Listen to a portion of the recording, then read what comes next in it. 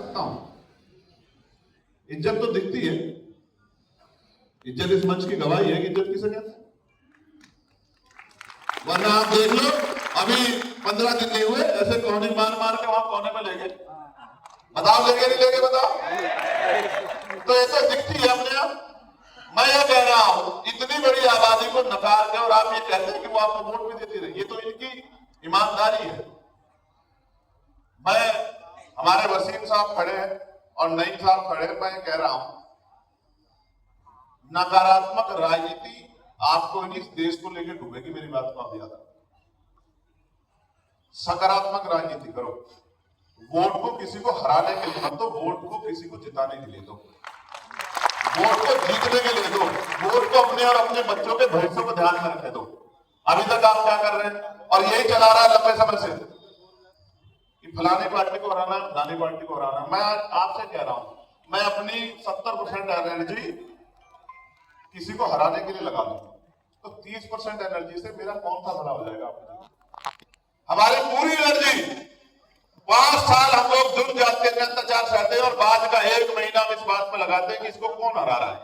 मैं ये कह रहा हूं, जब तक आप कुर्सी पे नहीं बैठोगे, जब तक आपके बच्चे पटवारी, सेक्रेटरी, पुलिस, सीआरपीएफ के जवान, सीएसएफ का जवान, एडीएम, डीएम, एसडीएम नहीं बनेगा, सीओ, एसपी, डीएसपी नहीं बनेगा, एडीजे, डीजे नहीं बनेगा, तो आपको कैसे लगता है कि वो आपके साथ न्याय कर पाएंगे। आज भी तो अधिकारी तो आज भी है या नहीं है, बताओ कुर्सी पे है या नहीं है? अधिकारी भी है, सरकार भी है, फिर क्यों कह रहे हो कि बुलडोजर चल रहा है, फिर क्यों कह रहे हो अन्याय हो रहा है? क्योंकि जिस सोच के लोग बैठे हैं कुर्सी पे, बाबा साहब अम्बेडकर ने संविधान को सौंपते हुए कहा था कि मुझे शंका है कि संविधान कितना भी अच्छा क्यों ना हो, अगर चलाने वाले हाथ अच्छे नहीं होंगे, उनकी नीयत अच्छी नहीं होगी, उनकी नीति नहीं अच्छी होगी, तो अंत संविधान बुरा साबित होगा।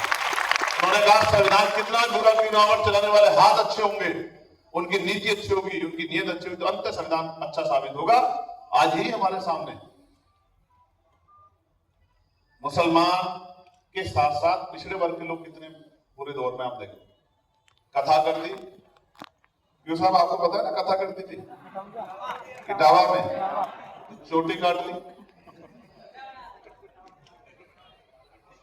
किस चीज से शुद्ध किया है?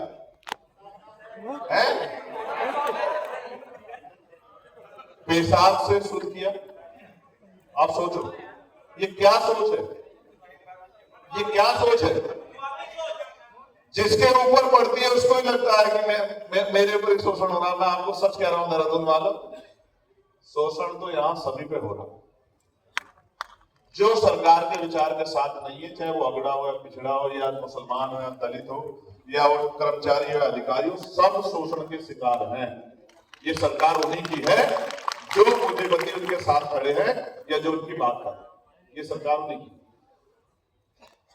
अब इटावा की बात आओगी तो आगे तो आप यादव समाज के साथ हो गया, लेकिन मैंने तो लोधी समाज के साथ में देखा यही अपमान, यही मैंने कुर्मी समाज के साथ में देखा, यही मैंने साहू समाज के साथ में देखा, और दलितों की तो क्या कहो, आदिवासी को तो क्या कहो, उनको तो डाइट के नाम पे भी 5 लोगों को जला के मार दिया, उनकी कोई पूछने वाला नहीं। मैं आपको सच कह रहा हूं, जो आज आपको महसूस हो रहा है 70 सालों में, वो तो हम पिछले 5000 सालों से इस देश में सहते आ रहे हैं, लड़ रहे हैं इसके खिलाफ। अब जरा सा फर्क है कि जो भी दौर आया राजतंत्र का था तो राजतंत्र के तरीके से लड़े, और जब लोकतंत्र आ गया तो हमने वोट की अहमियत को समझ के, शिक्षा की अहमियत को समझ के हम लोग, ये फर्क है। एक बार आप हमारी तरह सोच के इस लड़ाई में हमसे पीछे खड़े हो जाओ, लड़ाई संघर्ष में, और जब हिस्से की बात है हिस्सेदारी की, तो हमसे आगे खड़े हो जाना। हम इस बात की आपको गारंटी देते हैं। संघर्ष में हमारे पीछे खड़े हो जाओ, ढाल बन जाओ। अगर गोली आएगी तो हम खाएंगे, ये नीले पट्टे वाले मैं गारंटी देता हूं। और जब मिठाई आएगी तो आप आगे हो जाना, हम आपका हाथ नहीं खींचेंगे, इस बात का भी मैं आपको विश्वास दिलाता हूं। अम्बेडकर वाली का चीज आगे महसूस करके देखो। अभी 3 दिन पहले मैं अपने लोकसभा क्षेत्र में था, वहां एक कस्बा है धामपुर, और ये मीडिया के माध्यम से मेरा लखनऊ में खड़े होकर मुख्यमंत्री जी सवाल है कि धामपुर में चौक पे जो दुकानें थी वो बंद कराई गई, इस बात के साथ कि वो मुसलमानों की दुकानें, जबकि भारत का संविधान इस बात की गारंटी देता है कि धर्म के आधार पर किसी के साथ भेदभाव नहीं हो सकता। आर्टिकल 14-15 इस बात की गवाही देते हैं, इस बात की गारंटी देते हैं, लेकिन वो दुकानें बंद कराई गई और उसकी नहीं, उस पूरे पश्चिम की दुकानें बंद कराई गई। और अगर वो दुकानें मीट की होती तो मैं भी मान लेता किसी की भावना हो सकती है, तो मैं भी इसको कहता कि भाई ठीक है बंद कर दो। हालांकि जिसका रोजगार जाता है पता तो उसको लगता है, जिसके बच्चे भूखे मरते हैं, जिसको पैसे की जरूरत होती है, जो हाथ फैलाता है उसको पता लगता है, सरकार को नहीं लगता है। लेकिन वो दुकानें चाय की थी, वो दुकानें न्याय की थी, वो दुकानें छोटे मोटे कारोबार की थी, और उनको इसलिए कह के बंद किया गया कि भाई माहौल खराब है, हालात अच्छे नहीं है। आप तो मुसलमान हो, मुजफ्फरनगर में तो एक हिंदू ही था, उसकी दुकान पे प्याज मिल गया, उसकी दुकान तोड़ दी गई, भाई हमें आपकी परवाह है। मैं पूछना चाहता हूं कि आपकी पुलिस क्या कर रही है, आपकी इंटेलिजेंस क्या कर रही है, आपकी कानून व्यवस्था क्या है? अगर आप लोगों की दुकानों की रक्षा नहीं करते, लोगों के कारोबार की रक्षा नहीं करते, तो कुर्सी में क्यों चिपक के बैठे हो? कुर्सी छोड़ के बैठे हो। अगर आप लोगों के कारोबार की रक्षा नहीं कर सकते, आप संविधान की रक्षा नहीं कर सकते हो, आप न्यायपालिका की रक्षा नहीं कर सकते, आप एक काम तो कर सकते हो कि अगर कोई हक की लड़ाई लड़ने आए तो कुछ लोग जाके पूरे आंदोलन को नाकामयाब कर दे, तो आप उनमें लाठी तो चला सकते हैं, उनके गरीब बच्चों के कान पकड़वा कर उनको जेल तो भिजवा सकते हैं। ये बात हम भूले गए, लखनऊ में खड़े होकर कह रहा हूं मुख्यमंत्री जी, ये बात का हम भूले नहीं, इस बात को आप याद रखना। हमारे बच्चों के बीच में पड़ी एक लाठी हमें याद है, वो जख्म आपने उन बच्चों को नहीं दिए, वो जख्म आजाद समाज पार्टी को दिए, अम्बेडकर वादियों को दिए हैं, वो जख्म आपने चंद्रशेखर आजाद को दिए हैं। इन जख्मों का आपसे हिसाब होगा, मेरी बात को आप याद रखना। जिस बात को मैं किसी भी बात को नहीं मानता, जिस बात को संविधान नहीं मानता, मैं उस बात को मानता हूं जिस बात को संविधान मानता है। और बाबा साहब अम्बेडकर का संविधान, जो बाबा साहब अम्बेडकर का संविधान है, वो इस बात की गारंटी देता है कि जाति धर्म के आधार पर किसी के साथ भेदभाव नहीं किया जा सकता। आप बताओ, जिस आदमी पर मुकदमा लिख दिया गया, क्या वो दोषी साबित हो गया? क्या मीडिया के लोग क्या बैठे? दोषी कब साबित होता है? जब कोर्ट उसको सजा करती है, तब वो दोषी होता है, उससे पहले वो आरोपी होता है। पुलिस के क्या हाल है? कानपुर में नहीं देखा आपने? पढ़ा नहीं क्या अखबार आपने कि कानपुर में पुलिस के दरोगा जी ही व्यापारियों का अपहरण करके रंगदारी मांग रहे थे? आपने नहीं देखा क्या? ये कानपुर का मामला है, पुराना मामला नहीं, कल का मामला है। मैंने अखबार में पढ़ा, मैंने टीवी की न्यूज में देखा, उस पर देखा, एक्स पे। पुलिस ने व्यापारी को उठाया, उसको कमरे में जाकर पिटा, उससे रंगदारी मांगी, अपहरण किया। हालांकि इस प्रदेश में पुलिस का मुझसे बड़ा हिमायती नहीं हो सकता। अगर पुलिस के लिए, पीआरडी के जवानों के लिए, आशा आंगनबाड़ी बहनों के लिए, भोजन माताओं के लिए, ग्राम पंचायत सेवकों के लिए, पंचायत सहायकों के लिए अगर किसने आवाज उठाई, होमगार्डों के लिए किसने आवाज उठाई है, उनको न्याय दिलाने की बात किसने की? जो किसने नहीं की, वो चंद्रशेखर आजाद ने की। इसमें भी कोई बुराई नहीं। मगर मैं आपसे पूछना चाहता हूं कि जब तक, देखो कई बार निर्दोष लोग भी सत्ता की सूली पे चढ़ जाते, उनको कान पकड़वा के आपने क्या बताया हमें कि आप अगर सत्ता में है तो दलितों के बच्चों के कान पकड़वा सकते हैं, उनको अपमानित कर सकते हैं? इसका अधिकार आपको किसने दिया? आपने बुलडोजर चलाया, सुप्रीम कोर्ट ने आपके बुलडोजर पर रोक लगाई कि आप कौन है बुलडोजर चलाने वाले? ये कोर्ट का अधिकार है, आप कोर्ट से बड़े हो गए। आपने नाम नेम प्लेट लिखवाई, सुप्रीम कोर्ट ने आप पे डंडा चलाया, आपको रोका कि आप नेम प्लेट नहीं लगा सकते। लेकिन आप जानते हो अगर आप ये नहीं करोगे तो जिस तरह से स्कूल आप बंद कर रहे हो मर्ज करने के नाम पे, गरीबों के बच्चों को पढ़ने का अधिकार छीन, तो ये मामले कैसे छिपेंगे जो आप अन्याय कर? इसलिए आप इन मामलों को बड़ा बड़ा करके दोहराते रहते हो और बार बार इस तरह की चीजें करते रहते हो। मैं बहुत जिम्मेदारी से कह रहा हूं, मेरा दिल इस बात की गवाही है कि उन बच्चों के साथ जो नाइंसाफी हुई है, मैं उनको मरते दम तक नहीं भूलूंगा। इस बात की मैं इलाहाबाद के इस दम की गारंटी आपको दूंगा। कौन थे बच्चे? वो बच्चे थे जो चाहते थे कि मैं उस परिवार से मिलने के लिए आ जाऊं। वो आराम से खड़े होके मेरा इंतजार कर रहे थे। आपके सत्ता पोषित गुंडों ने उनके ऊपर पत्थर चलाए, उनको पुलिस के द्वारा पीटा गया, और आप समझते हो कि आप पत्थर चलाओ और वो आप पुलिस के डंडों पीटे, वो पीटते रहे। आप एक झूठी खबर ने कि चंद्रशेखर गिरफ्तार कर लिया गया, उनके मन में आक्रोश पैदा कर दिया। लेकिन ये आक्रोश तो मैंने आगरा में भी देखा, जब एक दलित सांसद के घर पे एक सेना चढ़ गई थी, उन पे क्यों नहीं चले पत्थर, उन पे क्यों नहीं चले डंडे? क्या हम नहीं जानते कि क्या हो रहा है उत्तर प्रदेश में? और ये तो तब है जब वही 2 किलोमीटर मुख्यमंत्री जी मौजूद थे। हमें पता है कि देश में दलित पिछड़ा होने की कीमत हमें चुकानी पड़ेगी, और वही कीमत आज मुसलमानों को चुकानी पड़ेगी। मुझसे क्या सुनना चाहता मैं बताता हूं आपको। मुसलमानों को शूद्र बनाने का प्रयास किया जाए कि भाई ये भी शूद्र बन जाए, इनकी धार्मिक आस्था का कोई मतलब नहीं, इनके कारोबार का कोई मतलब नहीं, इनके एजुकेशन का कोई मतलब नहीं, वो आपको खींच के लाके हमारे बराबर में खड़ा कर रहे हैं। मैं आपको कह रहा हूं, एक बार आप हमें अपना मान के हमारे साथ खड़े तो हो जाओ, फिर आप देखना कि आपके राह के सारे कांटे खत्म हो जाए। मैं तो धन्यवाद देता हूं, मैं अकेला ऐसा शख्स हूं जिसको कहने में कोई प्रेम नहीं कि मुस्लिम भाइयों ने नगीना में मेरा बहुत साथ दिया, मुझे वोट दिया, मेरी मदद की। और ऐसे बहुत सारे लोग हैं जो पत्रकार साथियों को सुनना चाहिए। लोकतंत्र में जनता मालिक होती है, इनका कर्ज है मेरे ऊपर नगीना के लोगों का, और मैं जब तक जीऊंगा, जीवन के आखिरी क्षण तक, जब तक मेरे शरीर में लहू का आखिरी कतर रहेगा, मैं इस कर्ज को उतारता रहूंगा। इस बात का मैं आपको मालूम दिला।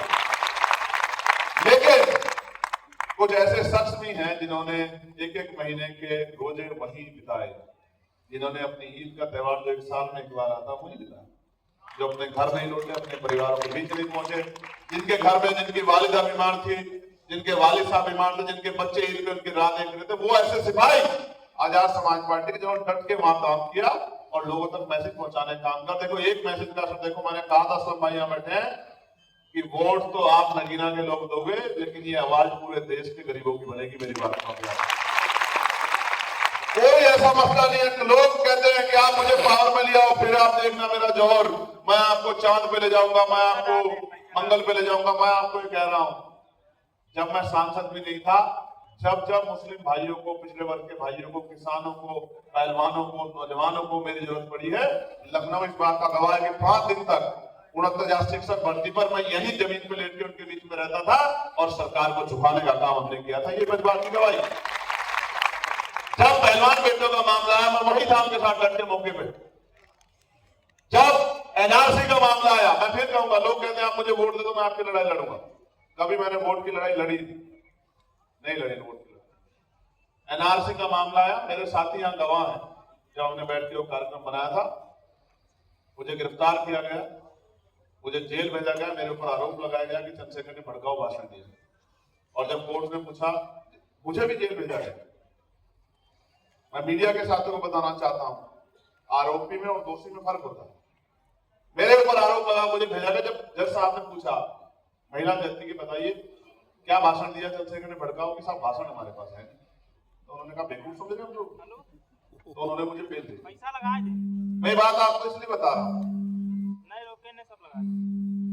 अखलाक का मामला हो, पहलू का मामला हो, नजीब का मामला हो, नसीर का मामला हो, आदिल का मामला हो, अलीगढ़ का मामला हो, नेहटौर का मामला हो, चाहे नहाल का मामला हो, चाहे कर्नाटक का मामला, हिजाब का कोई एक, और ये सुल्तान साहब यहां बैठे हुए, चाहे औरंगाबाद की मस्जिद का मामला, चाहे मौलाना फौज का मामला हो, चाहे ये बराबर में जो बहुत चर्चित रहा, ये मुरादाबाद संभल का मामला, कोई एक ऐसा मामला आप नहीं बता सकते जहां किसी गरीब को मेरी जरूरत पड़ी हो और मैंने उससे हाथ खींच के मुंह फेर के मैंने खड़ा हो गया, कोई एक नहीं बता सकता। हमारी पूरी पार्टी ऐसी सोचती है, हमारे सारे कार्यकर्ता ऐसे सोचते हैं, और हम ये जानते हैं कि हमें किस तरह से मिलकर लड़ाई को आगे लड़ना है। कोई एक जाति एक धर्म के लोग आंदोलन को कामयाब नहीं कर सकते। हमें सबको मिलकर इस लड़ाई को लड़ना। तो आपके मसला जो है, आपकी समस्या है, वो हमारे सामने है और मैं आपको विश्वास दिलाता हूं, यहाँ तो आपके जैसा भोला मैंने नहीं देखा है। एक पार्टी ने आपको कहा हम आपको 18% आरक्षण देंगे और पूरे 5 साल सत्ता में रहे और 18 की जगह 98 भी नहीं थी और पूरा बीत गया सब कुछ। और फिर उसके बाद दोबारा चुनाव आया तो फिर देंगे, आइए वोट दीजिए, फिर देंगे, आइए वोट दीजिए। आज मैं इस मंच से माननीय प्रदेश अध्यक्ष जी ये घोषणा करता हूं, आजाद समाज पार्टी सरकार बनाएगी तो एक अकेला मुख्यमंत्री बनेगा, 3 मुख्यमंत्री हम लोग बनाएंगे। मुस्लिम समाज से, पिछड़े समाज से, पिछड़े समाज से, सर्व कास्ट के लोगों से हमारी पार्टी इस बात की गवाही देती है कि हमारे यहाँ कोई भी राष्ट्रीय अध्यक्ष हो सकता है। हमारी पार्टी का कॉन्स्टिट्यूशन इस बात की गवाही देता है हमारे यहाँ कोई भी प्रदेश अध्यक्ष हो सकता है। हमारी पार्टी कॉन्स्टिट्यूशन इस बात की गवाही देता है हमारे यहाँ कोई भी चीफ मिनिस्टर बन सकता है। हमारी पार्टी का संविधान इस बात की गवाही देता है कि हमारी पार्टी से कोई भी प्राइम मिनिस्टर बन सकता है, कोई एक जाति धर्म का व्यक्ति नहीं बन सकता। इस बात की हमने अपनी कॉन्स्टिट्यूशन में गवाही दी। मैं आपका यहाँ पहुंचने पर बहुत धन्यवाद कर रहा हूँ। समय बहुत हो गया है, समय बहुत हो गया है।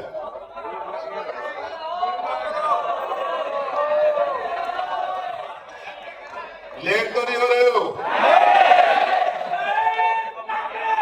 अल्लाहू अकबर। तो मैं कहता हूं कि कई लोगों को नींद नहीं आएगी आज। सुनो मेरे प्यारों, मेरे साथियों, हमारी बहनों, हमारी माओ, सुनो, लोकतंत्र में जिनके पास ताकत होगी उन्हीं को इज्जत की जिंदगी मिलेगी, उन्हीं के बच्चों को रोजगार मिलेगा, उन्हीं को नौकरी मिलेगी, उन्हीं को सम्मान का जीवन मिलेगा, उन्हीं को कारोबार बचेगा, उनको ही आगे बढ़ने की आजादी मिलेगी। जिनके पास ताकत होगी और जिनके पास ताकत नहीं होगी वो कुचले जाएंगे। लोकतंत्र का यही निजाम है और ये यहाँ का नहीं पूरी दुनिया का है। आप देख लो, वो सोच की सरकारें नहीं है जो चुनाव के बाद सबको अपने प्रदेश के बासिंदे समझ के उनकी मदद करें। आज इस प्रदेश को हमारी एकता की जरूरत है। ये एक शुरुआत। आज यहाँ हजारों लोगों का जो सैलाब है, मैं आपसे कुछ मांगना चाहता हूं। बताओ दोगे नहीं दोगे? बताओ। नहीं, दोनों हाथ उठा के बताओ अगर दोगे तो। 2 बच्चे हैं जो मुझे नहीं दिख रहे, जिनके हाथ नहीं उठे हुए। मेरे नजर से ये मत समझना कोई छिप जाएगा, कोई बच जाएगा। इमरान भाई, मेरी नजर से ऐसा बहुत कम मुमकिन है कि मेरी नजर से कोई चीज बच जाए। हाथ नीचे करो, हाथ नीचे करो। बहुत बहुत बहुत इस प्यार के लिए, इस मोहब्बत के लिए आपका बहुत शुक्रिया। मैं आपसे ही कह रहा हूं, इस प्रदेश की बात मैं करता हूं। स्कूल कहां बनेगा, कॉलेज कहां बनेगा, यूनिवर्सिटी कहां बनेगी, मेडिकल कॉलेज कहां बनेगा, एम्स कहां बनेगा, रोजगार किस डिपार्टमेंट में मिलेगा, नौकरी किस डिपार्टमेंट में मिलेगी, लोन किसको मिलेगा, जमीन किसको मिलेगी, घर किसको मिलेगा, शिक्षा की व्यवस्था कैसी होगी, कानून व्यवस्था कैसी होगी, पेट्रोल के क्या दाम होंगे, डीजल के क्या दाम होंगे, किसको परमिशन मिलेगी, किसको नहीं मिलेगी, ये सब सत्ता तय करती है। और अगर आप सरकार में नहीं है, सरकार से बाहर हैं,